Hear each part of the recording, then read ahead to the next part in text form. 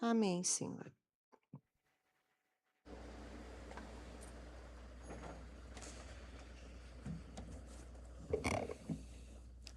Irmãos, irmãs, nas nossas comemorações do centenário da nossa igreja, temos recebido visita dos nossos amigos pastores, irmãos, colegas que pastorearam a igreja e eles que saíram daqui e hoje estão pastoreando algumas igrejas aqui no Sínodo.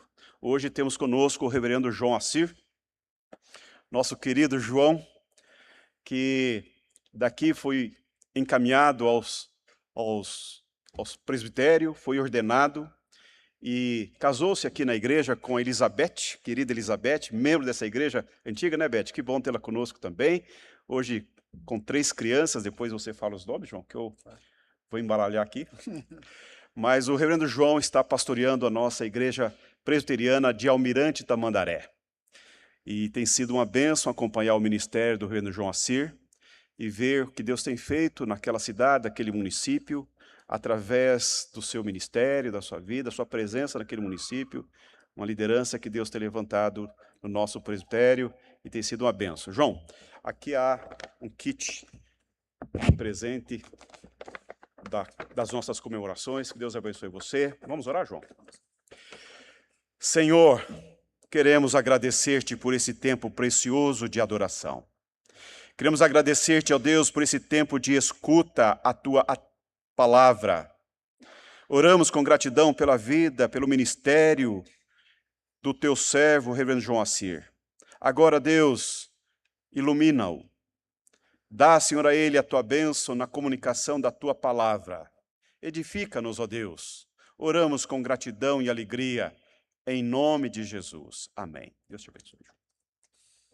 Graça e paz, queridos irmãos, queridas irmãs. Trago um abraço fraterno da Igreja Presbiteriana de Almirante Tamandaré. E fica o convite, o dia que vocês estiverem visitando Almirante Tamandaré, né, no domingo, vocês façam lá uma visita à nossa igreja. Tem alguns restaurantes rurais lá que tem café colonial. Fica o convite. Vão lá tomar um café colonial, depois fica um tempo com a gente lá na igreja. Eu saí aqui da igreja em 2018 e éramos eu, a minha esposa e o João Elias, né, o menino que estava aqui à frente. Já está com 9 anos já, e agora somos 5. A Luísa, que também estava aqui à frente, uma linha moreninha, que é a cara da minha esposa, e o Daniel, que é o nosso pequeno, que está lá com a minha esposa.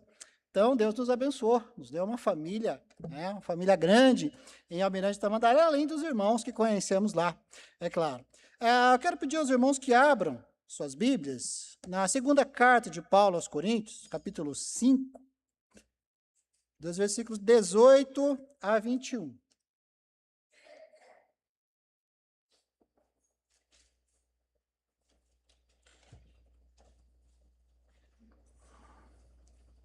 É um grande privilégio estar com meus irmãos aqui.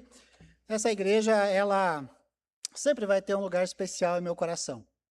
Foi, além de ser aqui que eu conheci minha esposa, minha esposa é filha dessa igreja, né, nasceu aqui, foi batizada aqui, então tem toda uma história aqui. Mas essa igreja é especial porque foi aqui que eu conheci um amigo muito querido aqui, que é o Dr. Rogério Campo, presbítero, e que me enviou para o seminário. Ele e a sua esposa, a Maria Helena, Dona Maria Helena, me enviaram para o seminário. Ele me acompanhou em todos os meus estudos, lá de 2006 a 2010. Ele é professor do seminário, foi um tempo muito proveitoso. E o que me impacta nisso tudo é que eu tinha saído de uma comunidade terapêutica, eu tinha feito um tratamento, tive problema com dependência química, e ele me conheceu e falou, não, vamos lá, que eu tinha fazia um ano que eu estava já trabalhando com missões. Ele falou, não, eu te levo lá e vou te acompanhar lá nos seus estudos e vou te apoiar naquilo que você precisar. E realmente ele fez isso. Então, essa igreja muito querida, o reverendo Levi me enviou para o presbitério, depois também foi meu professor no seminário, me enviou para o presbitério depois, me acompanhou, me enviou para o Almirante Tamandaré.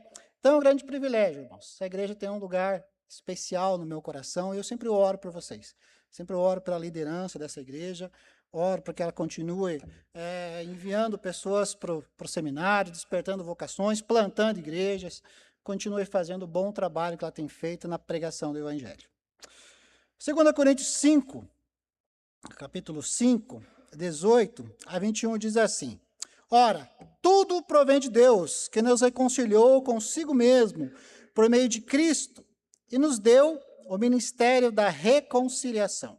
A saber que Deus estava em Cristo, reconciliando consigo o mundo, não imputando aos homens as suas transgressões, e nos confiou a palavra da reconciliação, de sorte que somos embaixadores em nome de Cristo, como se Deus exortasse por nosso intermédio, em nome de Cristo, pois rogamos que vos reconcilieis com Deus. Aquele que não conheceu o pecado, ele o fez pecado por nós, para que nele fôssemos feito justiça de Deus. Vamos orar mais uma vez? Pai Santo, estamos diante da sua palavra, Pai, ela é luz para o nosso caminho, ela que nos ilumina, é nela que o Senhor abriu o nosso entendimento, Pai, que possamos ser edificados aqui juntos essa noite, como irmãos, Pai, como irmãos na mesma fé. Assim oramos em nome de Jesus. Meus irmãos, a história da humanidade, ela registrou muitos desastres, de proporções gigantescas. Nós temos aí, podemos descrever terremotos, praticamente em todos os continentes, tsunamis, guerras. Guerras não é nenhuma novidade, desde que a gente é criança, a gente começa a entender o mundo, a gente sabe que o mundo está em guerra, violência de toda espécie. Violência de toda espécie. E agora que a gente tem, então, a internet, né, a gente tem o celular nas mãos, a gente recebe vídeos de violência o tempo todo. De pai contra filho, de filho contra pai, de marido contra esposa, esposa contra esposo, de morador de rua contra pedestre, a gente brigas de torcida organizada. O mundo é um caos, o mundo é um desastre após o outro. Mas o maior desastre que já aconteceu com a humanidade foi a queda dos nossos primeiros pais. A queda dos nossos primeiros pais afetou toda a criação, toda a raça humana, jogou o ser humano no abismo do pecado. E daí que vem todas essas outras grandes tragédias, todos esses grandes desastres, porque o pecado ele divide, o pecado separa. O pecado ele provocou entre homem e Deus um abismo espiritual, separou o homem de Deus. Quando a gente começa a nossa leitura no livro de Gênesis, a gente vê que Deus ele caminhava junto com Adão, ele caminhava junto com o homem. O pecado distanciou-os, o pecado separou-os, provocou um abismo social, porque a gente acompanha já em seguida o homem com desavença com ele mesmo. Quando a gente olha para a história dos dois primeiros irmãos, Caim e Abel, ali está uma das grandes tragédias que a Bíblia nos relata. O homem se separou do seu próximo. Ele também se separou dele mesmo, porque o homem não consegue mais se encontrar, não consegue mais se achar, mas também provocou um abismo do que a gente pode chamar de ecológico, porque o homem ele foi colocado por Deus na natureza para cuidar da natureza. Mas ele depreda a natureza, destrói a natureza. E ele tornou-se um adorador da natureza.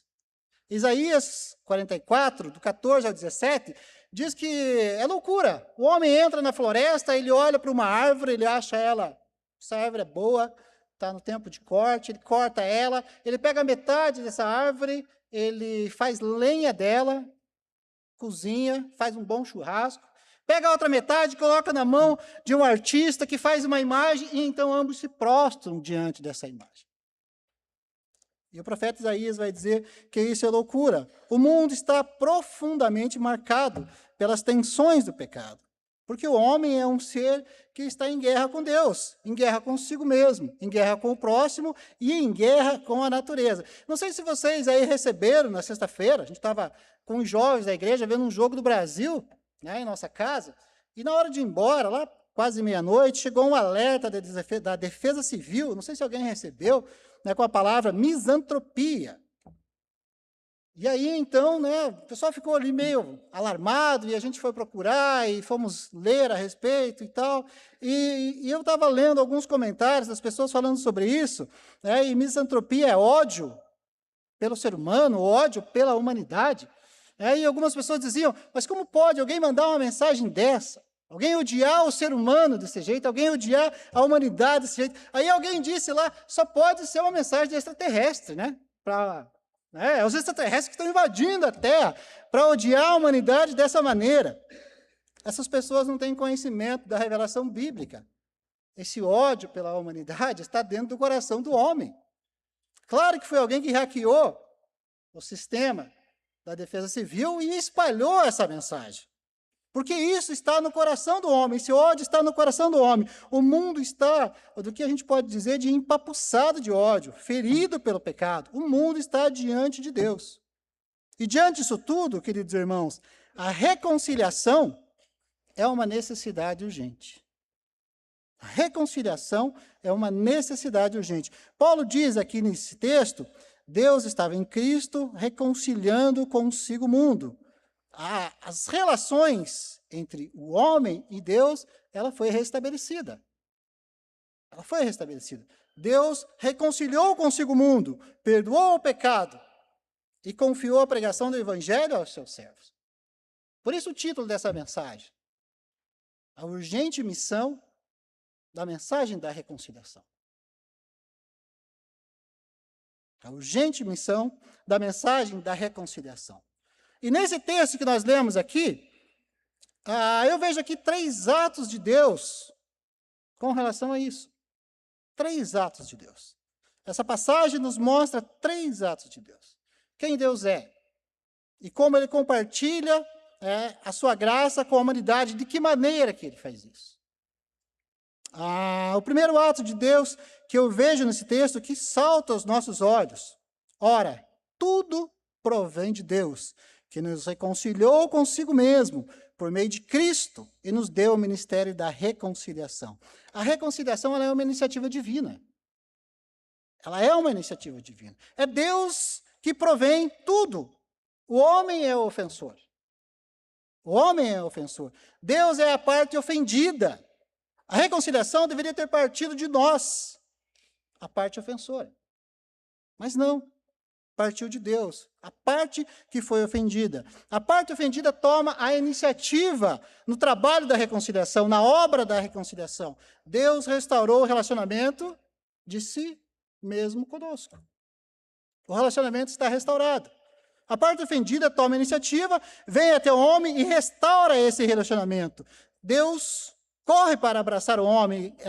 Jeremias 31:3 diz: com amor eterno eu te amei, e com benignidade eu te atraí. A Bíblia não fala do homem, de Deus tendo necessidade de se reconciliar com o homem. É o homem que precisa se reconciliar com Deus. O homem tem essa necessidade, porque nós mudamos. Mas Deus não muda. Deus nunca mudou. O seu amor pela sua criação é eterno.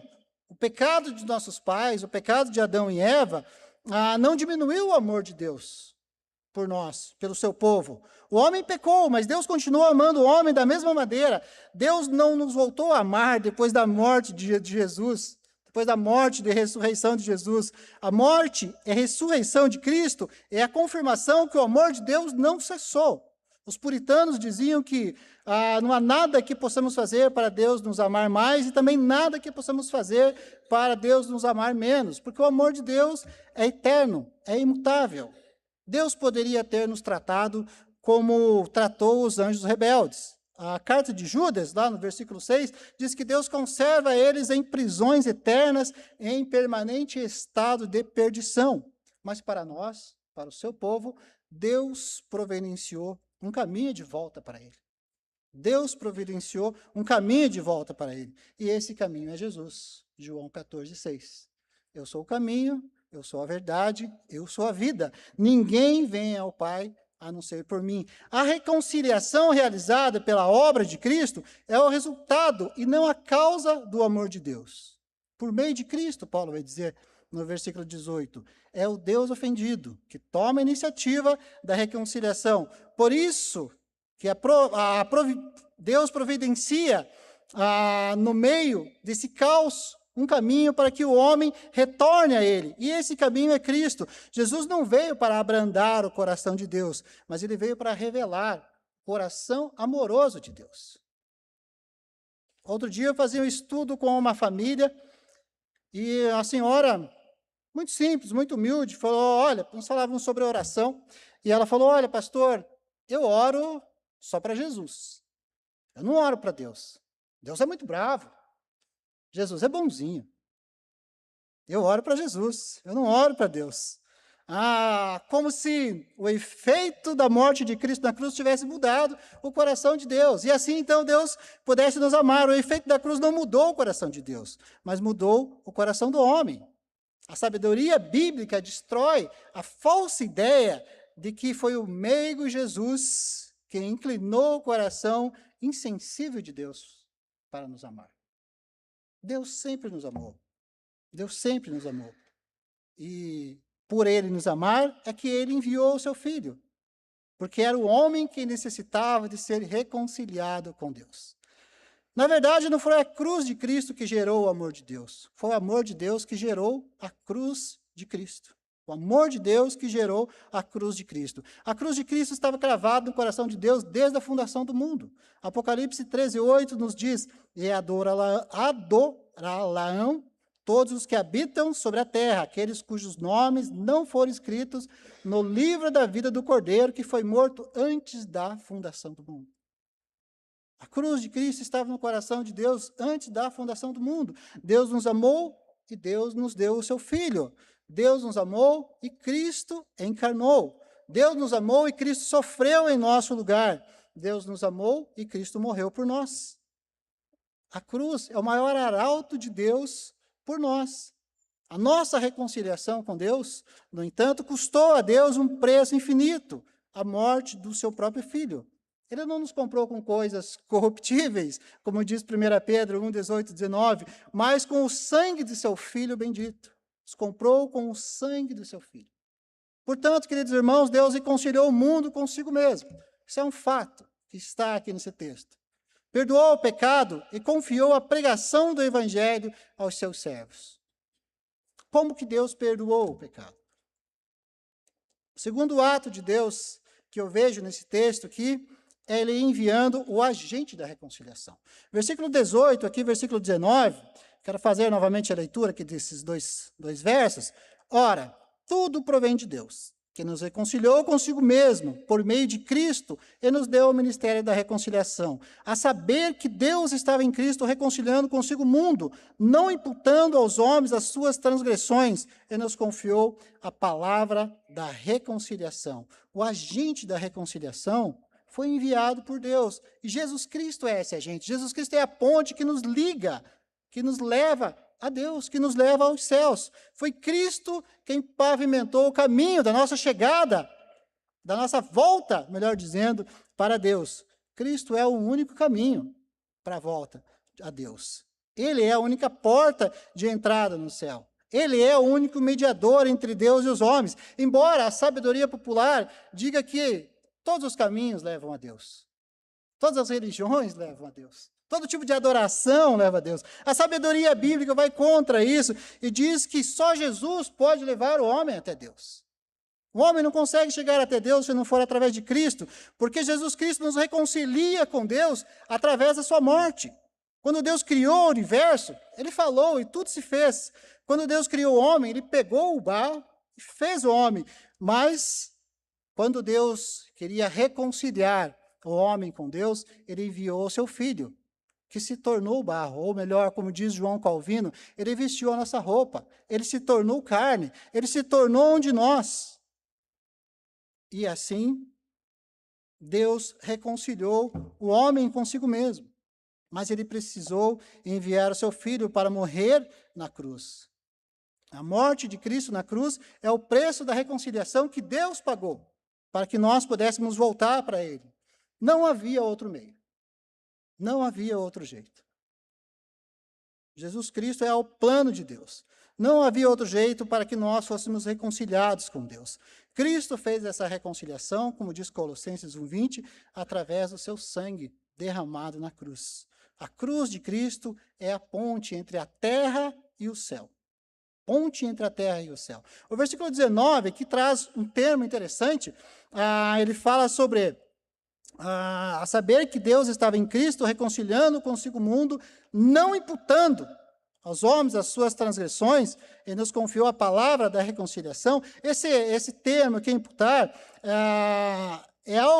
quando alguém, é algo que alguém põe na sua conta. A imputação aqui é um termo que Paulo pega emprestado aqui, da área financeira, que significa simplesmente pôr na conta de alguém. Quando nós fazemos um depósito bancário, por exemplo, fazemos lá um depósito bancário, o computador ou o atendente transfere de volta para a nossa conta. E aí, então, nós temos crédito. Quando Jesus morreu na cruz, todos os nossos pecados lhe foram imputados. Todos os nossos pecados. Ou seja, todos os nossos pecados foram colocados, postos na conta de Cristo. Em decorrência disso, todos esses pecados foram pagos com a morte de Cristo. E Deus não nos condena por eles. Deus não nos condena por eles. Além disso, Deus deposita aí em nossa conta a justiça de Cristo. Olha que maravilha, irmãos. Olha que coisa maravilhosa. Os nossos pecados foram colocados na conta de Cristo. A nossa dívida foi paga. A justiça de Cristo foi colocada em nossa conta. Nós estamos reconciliados com Deus. A reconciliação baseia-se na imputação. Os que creem em Cristo jamais terão seus pecados imputados contra eles outra vez. Ou seja, fomos perdoados. Fomos reconciliados. Cristo foi feito pecado. Da mesma maneira como nós somos feitos justiça. Salmo 32, 2 diz que Deus não imputa iniquidade aos pecadores, porém, ele imputa o pecado dos pecadores a Cristo, o Cordeiro de Deus, 1 Pedro 1,19.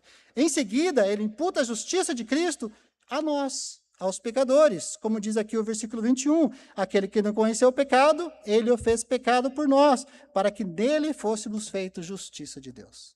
Olha que maravilha, que notícia maravilhosa. Deus não fez o lançamento da nossa dívida em nossa conta. Ele não puniu os nossos pecados em nós.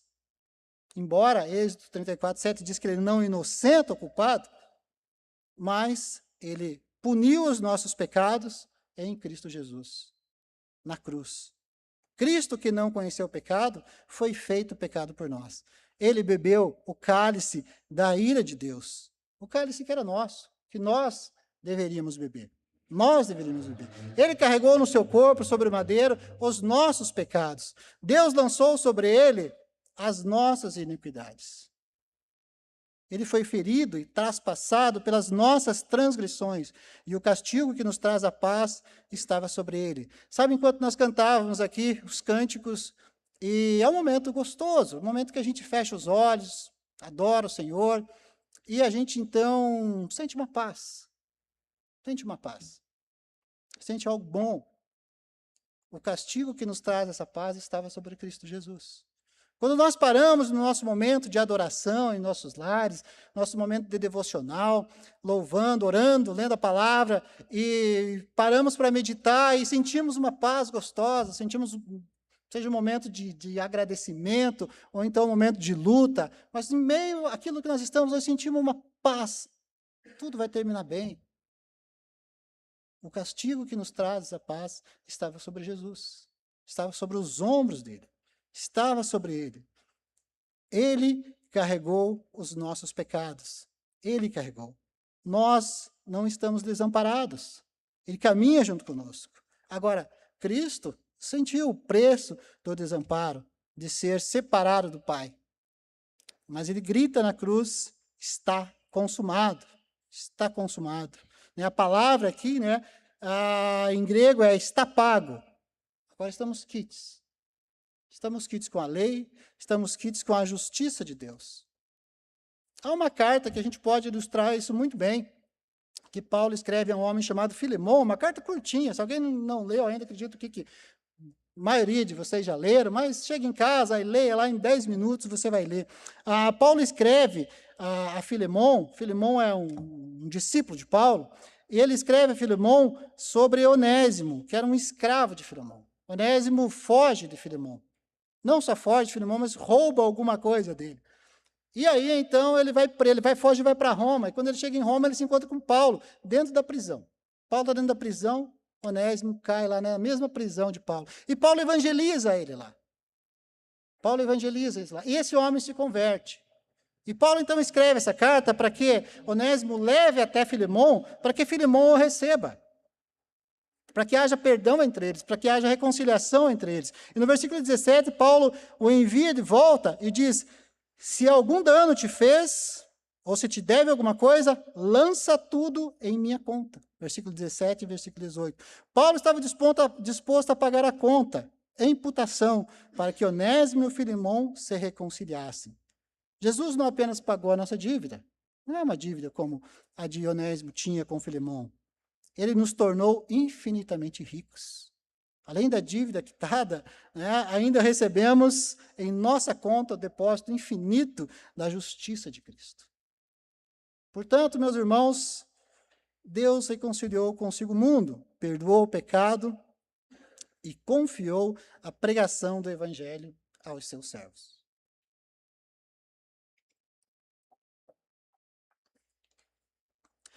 E aqui está, então, o terceiro ato de Deus. Confiou a pregação do Evangelho a seus servos. Deus nos fez embaixadores da reconciliação. E aqui entra a nossa responsabilidade. Nós estávamos falando daquilo que Deus fez, não é mesmo? Deus reconciliou. Deus enviou Jesus. Deus fez isso. 2 atos que ele fez. Não contou conosco para fazer isso. Ele fez. Mas aqui está o terceiro ato dele, que é agora divulgar essa mensagem. Contar para as pessoas, para esse mundo caótico, para esse mundo que está em guerra, para esse mundo que não tem esperança, para esse mundo que vive nas trevas, para esse mundo que fica desesperado quando recebe uma mensagem de que alguém odeia a humanidade. Agora ele nos faz embaixadores da mensagem da reconciliação. Ou seja, ele nos faz um porta-voz oficial do reino dos céus, do reino de Deus, da nossa nação na eternidade. Um comentarista bíblico chamado William Barclay, da Igreja Presbiteriana Escocesa, ele diz que as províncias romanas elas estavam divididas em 2 formas. Uma parte estava sob o controle direto do Senado e a outra sob o controle do imperador. As províncias pacíficas, aquelas regiões já pacificadas, que não havia tropas romanas, elas estavam sob o governo do Senado. As províncias perigosas, que eram sede de tropas romanas, elas que estavam onde tinha os soldados romanos, elas eram províncias imperiais. Era o imperador que comandava nelas. E nelas o imperador enviava um embaixador, que era o representante dele. Era um representante direto do imperador. Ele administrava aquela província para o seu senhor. O embaixador cumpria, assim, uma missão direta do imperador.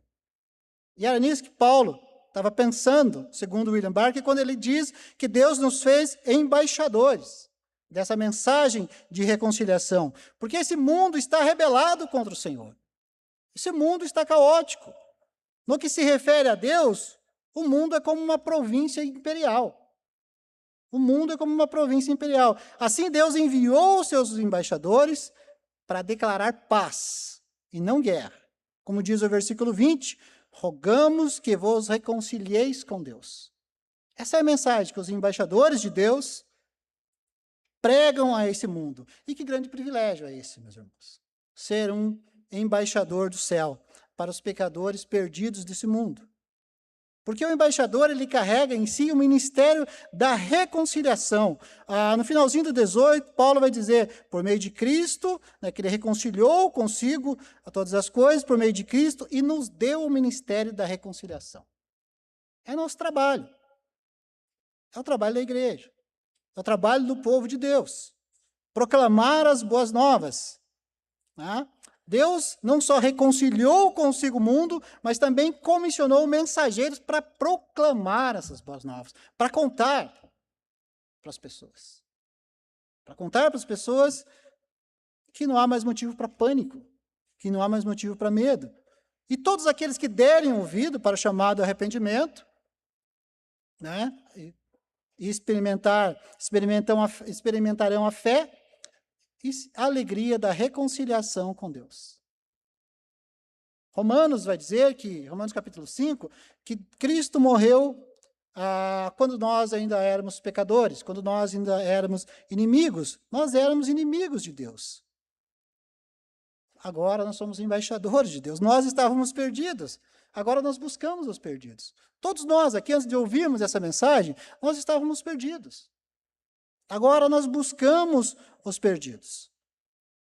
Nesse mundo cheio de ódio, cheio de guerra, que é marcado por relacionamentos quebrados entre o homem e Deus, entre o homem e ele mesmo, entre o homem próximo, entre o homem e a natureza, o nosso trabalho, o nosso ministério é da reconciliação. As boas novas, elas não chegam às pessoas através de anjos. As boas novas chegam a cada geração e ela é transmitida por homens e mulheres que falam de uma experiência que eles próprios viveram. O cristianismo autêntico é Cristo falando aos homens pelo Espírito, por nosso intermédio, nos dias de hoje. O embaixador exorta os homens, em nome de Cristo, que se reconciliem com Deus, porque agora Deus é propício a nós. Ele pode justificar o justo e o justificador. Justifica o injusto. Percebam que o embaixador não representa a si mesmo. Ele não representa ele mesmo. Nem a igreja fala em seu próprio nome. Ele representa o seu governo. Ele representa o rei. Ele representa a nação que o enviou. Ele representa o imperador que o enviou. O rei que o enviou. O imperador o embaixador seria despedido se ele descumprisse essas ordens. Seria despedido, seria mandado embora. E a mensagem dele não seria relevante se ele não apresentasse fielmente aquilo que foi mandado ele a falar. O embaixador tem em suas mãos a honra do seu país. Mas o seu país é julgado por aquilo que ele fala. Quando as pessoas escutam as suas palavras e observam as suas ações, elas agem, elas olham e falam, aquela nação age da maneira que aquele imperador, que aquele embaixador está agindo. A honra de Cristo e de sua igreja está nas mãos dos embaixadores de Cristo. Portanto, o embaixador deve transmitir a mensagem que ele ouviu. Aquilo que ele foi ensinado. Ele não cria a mensagem, ele transmite a mensagem. Por isso que é um ato de Deus, porque a mensagem está pronta. A igreja não inventa uma mensagem. A mensagem, ele é dada, ele é confiada. E está em nossas mãos. Mudar a mensagem do evangelho para agradar homens ou para buscar lucro, como fazem os falsos profetas, é um ato de rebelião contra Deus e de conspiração com a palavra de Deus. Vejam só, meus irmãos, a nossa igreja, em Amarante Tamandaré, ela está, o centro é pequenininho, a cidade é espalhada, mas o centro é pequeno. E a gente está bem no meio ali do centro. E no meio, numa cidade pequena, de um centro pequeno, a gente observa muito bem as denominações que estão ao redor. Aqui também é possível, mas aqui é tudo maior, tudo muito grande, mas no bairro é possível e na cidade também é possível. Mas lá é muito visível isso. A gente tem aqui a 500 metros de nós a Igreja Católica, atrás de nós o Templo da Testemunha de Jeová, os Mormons, a Universal do Reino de Deus, a Igreja da Graça, a Quadrangular, a Bola de Neve, a Assembleia de Deus, a Igreja Batista, algumas outras comunidades, a Igreja Deus e Amor. Olha quantas igrejas, quantas denominações, quantas placas estão pregando a mensagem do Evangelho, ou pelo menos dizem que estão pregando a mensagem do Evangelho. Claro que há igrejas sérias. Nós não somos exclusivistas, não é mesmo? Presbiterianos não são exclusivistas. Claro que há igrejas sérias, mas é claro que há, no meio disso tudo, muito falso profeta. Talvez, na história da humanidade, nunca teve tanto falso profeta como em nossos dias. Placa de igreja nunca teve. Eu acho que placa de igreja dentro da história da humanidade, a época que mais tem é nos nossos dias. Quem está pregando a mensagem? Quem realmente é embaixador de Cristo? Quem está falando aquilo que o rei me mandou dizer? Quem está pregando a mensagem da reconciliação? Nós precisamos lembrar que a mensagem é muito maior do que nós, muito mais importante, mas também ela é urgente. O homem precisa ouvir essa mensagem. A nossa família precisa ouvir essa mensagem. Os nossos amigos precisam ouvir essa mensagem. É a mensagem da reconciliação de Deus com o homem, é a história da salvação. Deus se conciliou consigo o mundo. Deus reconciliou o mundo consigo mesmo, pela morte de seu Filho Jesus. Agora, ele apela ao mundo por nosso intermédio, seus embaixadores, para que o mundo se reconcilie com ele. Ele está fazendo isso. Através de nós, homens e mulheres, às vezes cansados, sobrecarregados, às vezes com um monte de problema, com um monte de dificuldade, mas é através de nós que ele está fazendo isso. Através da igreja dele. Algumas grandes, outras pequenas. Algumas relevantes, outras nem tanto. Mas é a obra que o Senhor está fazendo. E esse assunto de pregar o evangelho é um assunto muito comentado sempre na história da igreja. Qual é a melhor maneira de a gente fazer isso? Pois bem, somos chamados para pregar o evangelho. Isso é um fato. Deus fez toda a obra, Deus enviou o seu Filho, está tudo pronto. Nós temos que contar para as pessoas essa maravilha que Deus fez. Qual a melhor maneira de fazer isso? Eu gosto bastante de uma frase do Ronaldo Lidório, missionário presbiteriano. Ele diz que o plantio de igrejas é a forma mais eficaz e duradoura de perpetuar o evangelho em uma sociedade local. O plantio de igrejas é a forma mais eficaz e duradoura de perpetuar o evangelho em uma sociedade local.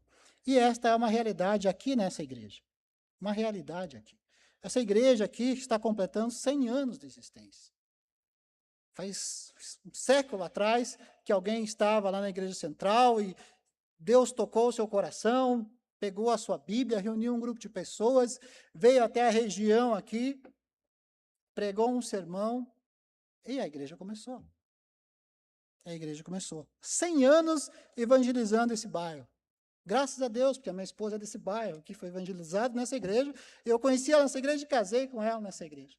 Louvado seja o Senhor por isso. Mas 100 anos que essa igreja está evangelizando essa região de Curitiba, pregando que só Jesus salva. Quantas gerações de crentes já não passaram aqui?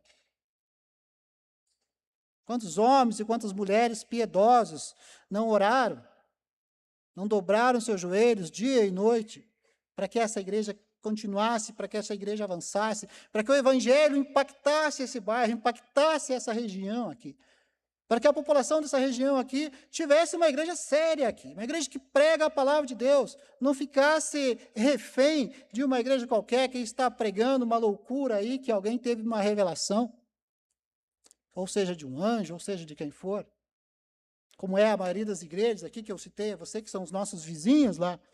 Essa é uma realidade aqui dessa igreja, uma igreja plantada, uma igreja consolidada, que continua pregando o evangelho, plantando novas igrejas, despertando vocações, treinando liderança. Nós temos liderança aqui de segunda e terceira geração. Que maravilha isso. Que maravilha isso. Enviando, apoiando missionários. Agora, sempre em meio a grandes dificuldades. Nunca é fácil. Por quê? Porque a província que nós estamos é hostil. A província que nós estamos é hostil. Eu posso falar das nossas dificuldades lá, quanto nós trabalhamos lá e compartilhar com os irmãos um pouquinho das nossas lutas. Os irmãos aqui conhecem as deles, né? Mas nós tivemos algumas dificuldades, ainda temos, mas a gente, quando mudou para o templo que a gente está hoje, ele era um barracão abandonado no canto da cidade, 2 terrenos baldios do lado, um lugar onde as pessoas usavam drogas, onde as pessoas dormiam, um final de rua, lá um final de centro, um lugar horrível. Nós alugamos lá e começamos o trabalho. O PH daqui nos ajudou lá na limpeza, lavamos, pintamos, passamos trator nos matos, tiramos todas as coisas e deixamos aquilo lá parecido com cara de igreja. Começamos o trabalho, roubaram as nossas instalações do poste de luz lá. Ficamos sem luz. Nós consertamos. Um dia eu liguei para o pastor Levi, quase chorando, falei, ô pastor, quebraram os vidros aqui da igreja. O pastor Levi, João, conserta aí, essa é coisa de molecagem, vai, conserta isso aí. Fui lá, me animou, fui lá, consertamos os vidros e tocamos. E um domingo pela manhã, nós tivemos a maior dificuldade de todas lá. Um domingo pela manhã, o diácono foi abrir a igreja, era igreja já, junta diaconal, o diácono foi abrir a igreja e me ligou, a gente abre a igreja a nossa escola dominical era 9 horas, mas 9 horas ele abria a igreja, ele me ligou umas 8h30, falou, pastor, não tem como chegar na igreja, está tudo alagado aqui. Aí eu me assustei, né, fui lá correndo, veio, realmente não dá para chegar na igreja, está tudo alagado. Alagou todo o centro da Almirante Tamandaré. E aí, nós no grupo do conselho conversamos, e a gente tinha, com muita dificuldade, comprado uma mesa de som. A nossa mesinha de som era de 4 canais, pequenininha, e a gente tinha louvor, vários instrumentos, não dava mais. A gente tinha necessidade de comprar uma mesa de som grande. Compramos uma grande, 16 lá canais, eu acho, não entendo muito disso, mas aquela atendia as nossas necessidades, e nós da igreja pagamos ela. Fizemos lá, cada família dá um valor, como a igreja faz. E a gente tinha terminado de pagar, e a mesa de som era a nossa alegria, né? A gente fica feliz quando a gente faz essas coisas. E eu falei, pensei comigo, vai molhar, vai entrar agora, não vai molhar aquela mesa de som, né? O povo vai ficar desanimado. E aí eu falei com o grupo, nosso conselho, e o Gilson, meu amigo Gilson, está aqui no presbítero, era no meu presbítero na época, hoje está aqui com vocês, com a família, foi lá me ajudar. Erguemos as coisas, erguemos tudo para cima, arrumamos, e deixamos, e a água, assim, quando a gente chegou, a água já estava praticamente, assim, uns 30 centímetros da porta. Quando a gente saiu, estava uns 10 centímetros da porta. É alto a entrada, assim, dá quase 1 metro, assim, na entrada de escada. Os outros móveis ao redor estavam tudo alagados. As pessoas saindo com... Enchente é terrível, coisa feia. As pessoas saindo com móveis nas costas, com cachorro, não é uma coisa bonita de se ver, é uma coisa feia de se ver. E a gente saiu dali, oramos lá, né, entregamos na mão de Deus, oramos, e a vizinha do lado tinha me pedido a escada emprestada para erguer umas coisas, eu fui dar a escada para ela, levei para ela, o estacionamento estava todo tomado pela água, pulei o muro, levei a escada para ela, ajudei ela com algumas coisas, estava saindo para sair na outra rua, saí por dentro dos imóveis, assim, e um casal que estava perdendo tudo começou a chorar, eu abracei ele, choramos juntos, e clamamos pela misericórdia de Deus, e eu fui para casa. Fui para casa, monitorei domingo a tarde toda, e na segunda de manhã, a primeira coisa que eu fiz foi correr para a igreja, falei, vou ver o tamanho do prejuízo, né? E estava chegando, a rua era só móveis espalhados, assim, as pessoas iam jogando os móveis para fora, e eu fui chegando na igreja, né, fiquei emocionado, porque quando eu cheguei na igreja, faltou 1 centímetro, meus irmãos, para a água entrar dentro da igreja. 1 centímetro, 1 dedo. Ficou a marca, assim. Ficou a marca. Eu filmei lá, tirei umas fotos e mandei para o pessoal, e aí fui ajudar os vizinhos. Sabe que depois disso, ficamos amigos os vizinhos. Ficamos amigos, não roubaram mais nossa igreja, não jogaram mais pedra em nossos vidros, ficamos amigos da vizinhança. Nos cumprimentam, às vezes nos visitam, passam por lá. Quando a gente está plantando uma igreja, quando a gente está fazendo o trabalho que Deus nos enviou a fazer, a gente vai enfrentar dificuldade. A gente vai enfrentar dificuldade. No entanto, é um ato de Deus que a palavra dele avance através da igreja dele, através do povo dele. O trabalho não vai parar. A igreja não vai parar. A igreja vai avançar até Cristo Jesus voltar nos buscar. Nada impede que ela avance. Nada impede. Não desistam da igreja, queridos irmãos. Não desistam da igreja. Não desistam de vir à igreja. Não desistam de orar pelas igrejas que estão sendo plantadas. A igreja aqui é uma igreja pioneira na cidade, em plantação de igreja, em enviar jovens para o seminário. Orem para esses jovens. Orem pela igreja. Participe dos trabalhos da igreja. Traga os seus filhos para a igreja. Não desanime. Porque Cristo está conosco. Ele reconciliou consigo o mundo, perdoou o pecado e confiou a missão da pregação do evangelho aos seus servos. Que Deus os abençoe. Amém? Vamos orar novamente? Santo Deus, Pai, obrigado, Deus, pela palavra do Senhor, Pai. Obrigado, Deus, pelo aquilo que ela gerou em nós, Pai. Obrigado pela salvação, pela obra da salvação que nós conhecemos através da sua palavra, Pai. Deus, eu oro e peço que o Senhor abençoe os irmãos dessa igreja, a liderança dessa igreja, o conselho dessa igreja, os pastores dessa igreja, são amigos queridos, Pai, são irmãos na fé, essa igreja aqui missionária, Pai, que tanto fez pela minha vida, tanto investiu em minha vida, Deus, que o Senhor os abençoe, que o Senhor esteja sempre com eles, que eles possam, Senhor Deus, completar, Pai, muitos anos, que essa igreja esteja em pé e haja fé nela quando o Senhor vier nos buscar. Assim nós oramos, em nome de Jesus. Amém.